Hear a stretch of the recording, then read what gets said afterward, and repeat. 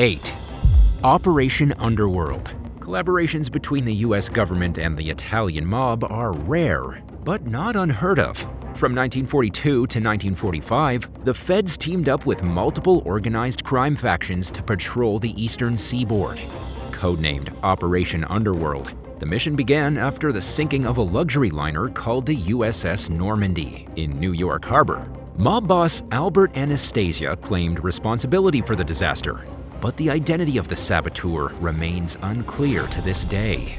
Regardless of who is behind it, the explosion triggered growing fears about Nazis and disgruntled Italian Americans potentially causing trouble along the coast.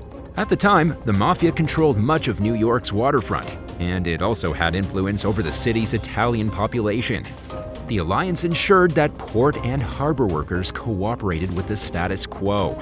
High-ranking mobsters provided intel about the goings-on at the waterfront and hooked Navy personnel up with union cards so they could patrol the docks without any issues. Helping the authorities came at an immense benefit to New York City mob boss Charles Luciano, whose 30 to 50-year prison sentence for running a prostitution ring was commuted on the condition that he return to Italy and stay out of the US for the rest of his life. However, he was released in 1946, and afterward, he was free to return to his life of crime. 7. Las Vegas. Las Vegas was founded in 1905, but it really took off about 40 years later, thanks to organized crime. Until the mid-1940s, the city wasn't even a stopping point along most people's travels to California along US Highway 91. With nothing to offer but the dry desert heat and a rough-and-tumble group of residents, most travelers drove right on by. That all began to change, though, when New York crime lords Mayor Lansky and Frank Costello sent mobster Benjamin Bugsy Siegel to Vegas to see if it was feasible to develop it into a gambling haven. Soon after, casinos began to appear. And as you can tell based on the city today, the developments were a booming success. But the road to getting there wasn't exactly smooth sailing. Siegel secured financing for the construction of the Flamingo Casino and Hotel, which is still around today. But his first several attempts to turn it into a lucrative venture failed. He was unsuccessful in making the Flamingo profitable before an unknown assassin shot him to death in 1947. However, the mob continued with their efforts to turn the Flamingo into an attraction, and their persistence eventually paid off. Throughout the 1950s, the Sands, Dunes, Riviera, Tropicana, and Stardust casinos came along, all courtesy of mobsters. But they didn't only build casinos. Some gangsters became known for their philanthropic efforts, including racketeer and former bootlegger Mo Dalitz, who secured funding for the construction of Sunrise Hospital and was awarded for his contributions to the Anti-Defamation League. The Mafia's business involvement in Vegas declined during the 1970s, when ownership opportunities were extended to public corporations.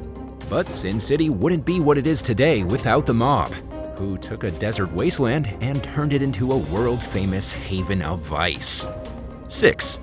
Operation Husky.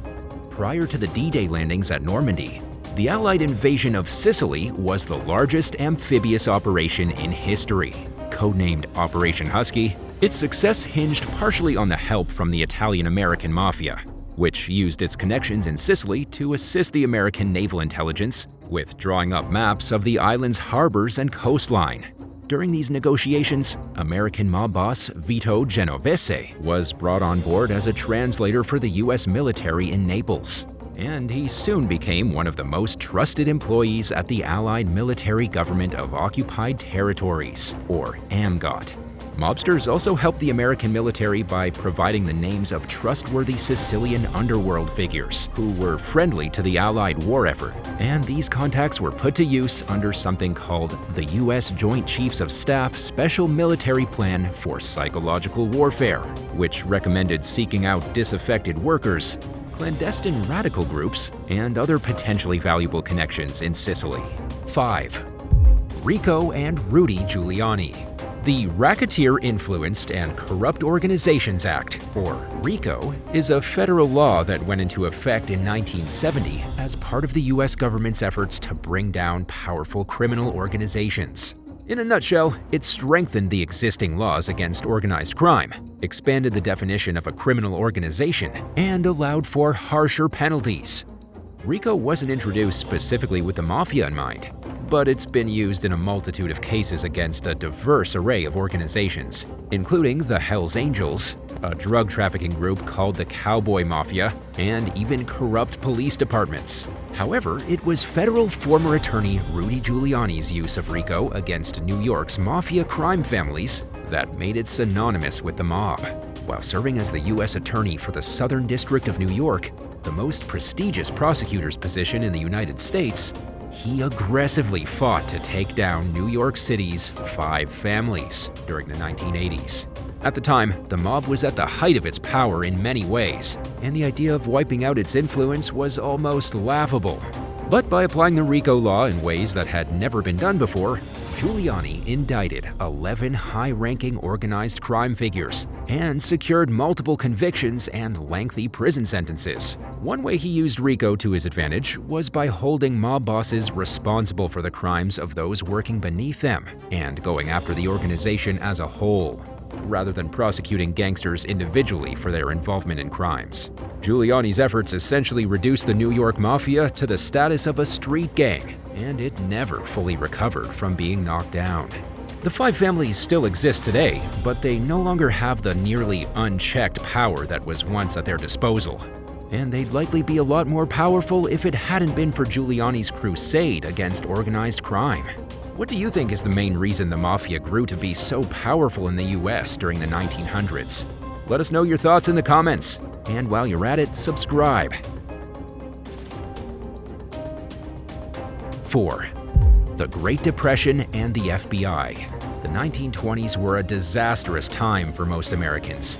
But for many criminal gangs, the decade came with new business opportunities, and the Mafia was no exception. In addition to bootlegging, organized criminals committed bank robberies, kidnappings, car thefts, drug trafficking, prostitution rings, gambling operations, and more. At a time when people desperately needed money, mobsters also became loan sharks. They loaned money to customers at high interest rates of 20% or more and made sure people paid up. Most borrowers knew bad things would likely happen if they fell behind, so they often prioritized the repayment of these loans over all their other debts. When someone truly couldn't pay, mobsters often took ownership of a portion of that person's business, knowing it would generate cash flow once the economy recovered. Federal law enforcement struggled to keep up with the rising crime, especially since gangs often had local police in their back pocket. The feds were massively outgunned by mobsters and disorganized in comparison, and they knew it. That all changed, though, when a young man named J. Edgar Hoover was brought in to clean house. Taking a no-nonsense approach, he introduced a previously unseen level of structure and organization to the Bureau. Hoover implemented many of the rigorous hiring procedures that remain in effect today, including thorough background checks, physical fitness requirements, and extensive interviews. Hoover also maintained strict ongoing training to ensure that agents didn't slack once they were hired on. In short, Hoover's refusal to let criminals run the show was the driving force that transformed federal law enforcement from a fragmented and understaffed mess to a solidified agency that was capable of combating large-scale crime. 3. Charitable acts. As COVID-19 ravaged Italy in 2020, news headlines reported that Mafia members were distributing free food and essential goods to civilians in need. At the time, many people were out of work and had no money coming in, and the difficulty of getting what they needed was compounded by the restrictions that limited when and where people were allowed in public. Some Americans were surprised to learn that organized criminals were stepping in to make up for what the government was failing to deliver. But this actually reflects a long-standing tradition among mobsters of doing at least some good for the community, especially during times of economic despair. During the Great Depression, the notorious American gangster Al Capone ran a soup kitchen in Chicago. While his day-to-day activities typically included things like bribery, extortion, and murder, he also took the time to help the less fortunate. His assistance came in especially handy given the below-freezing and potentially deadly conditions that often come with a Chicago winter. The soup kitchen wasn't anything fancy. It had a sign on the outside that simply said, "Free soup, coffee, and donuts for the unemployed." But at a time when getting a loaf of bread was difficult for most families, people were grateful for a basic meal. At the height of the Depression, Capones Kitchen served breakfast, lunch, and dinner to an estimated 2,200 people every single day. Nobody had to prove that they were in need, as anyone who showed up was fed. The pantry was open daily, including on holidays, which came with a more robust meal than the regular food that was served. While Capone's kindness didn't make him any less of a violent criminal, he and other mobsters have undeniably helped many through their generosity at times when governments failed to deliver. 2. Witness protection. The United States Federal Witness Protection Program, also known as WITSEC, was established in 1970 in response to the growing need to protect federal witnesses in high-profile criminal cases. Throughout the 1960s, the Mafia often murdered those who dared to testify against its members at trial.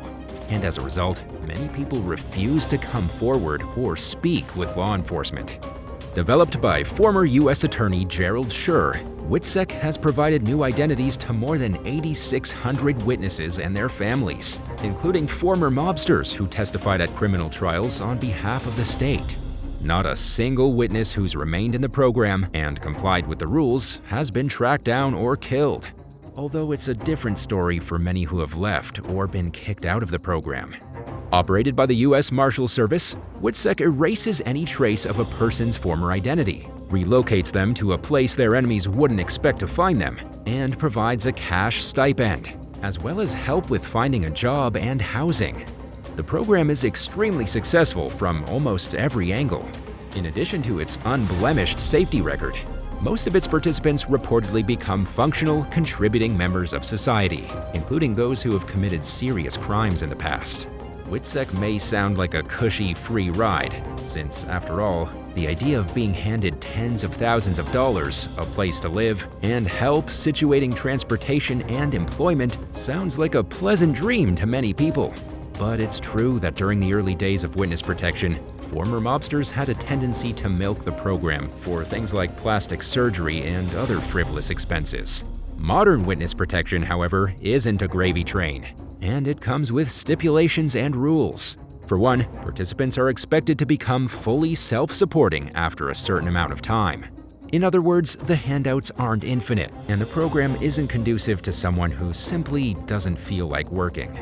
Witnesses are also strictly banned from directly contacting anyone from their past, which has gotten numerous former members kicked out.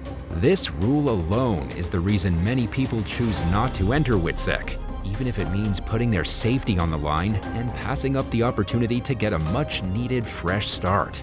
Participants also don't always have a say in where they relocate, and they have to live with the reality of not being able to tell anyone they meet the honest truth about their past. But for those who truly need it, the program has served its purpose well. 1. Gregory Scarpa Jr. Internet legends have long claimed that mafioso Gregory Scarpa Sr. helped the FBI locate the bodies of murdered civil rights workers James Chaney, Michael Schwermer, and Andrew Goodman in 1964. Scarpa supposedly intimidated members of the Ku Klux Klan into revealing the location of the deceased victims. Many sources cite this version of events as fact, but some researchers question the accuracy of these claims. Investigative reporter Jerry Mitchell clarified the story in the Clarion Ledger in 2014.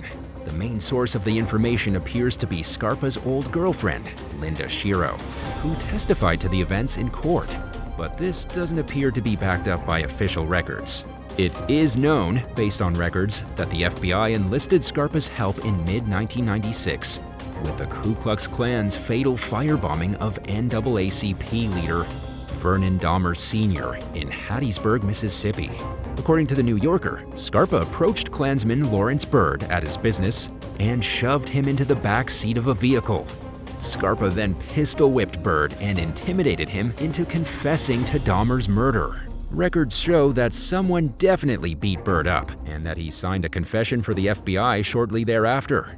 While it's unclear whether Scarpa was behind the beating, it hasn't been ruled out as a distinct possibility. Afterward, Scarpa and the FBI got into a disagreement about his payment, and he was dropped as an informant until the 1980s. Nicknamed the Grim Reaper, Scarpa was a hitman for the Colombo crime family, while also working as an FBI informant. The agency reportedly paid him around $158,000 for his services over the years. And while it may not sound like much now, it was a sizable amount of money decades ago. Scarpa also managed to keep his status as an informant a secret until the mid-90s. Although the leniency shown toward him in criminal court sparked rumors of him being a snitch along the way. However, the law was only so forgiving, regardless of how valuable Scarpa was to them, and he died 1 year into serving a life sentence for murder in 1994. Would you trust eating at a mob-owned soup kitchen if you lived during the Great Depression? Let us know in the comments down below. And if you enjoyed this video, be sure to give it a thumbs up and don't forget to subscribe. Thanks so much for watching, and we'll see you in the next one. Bye!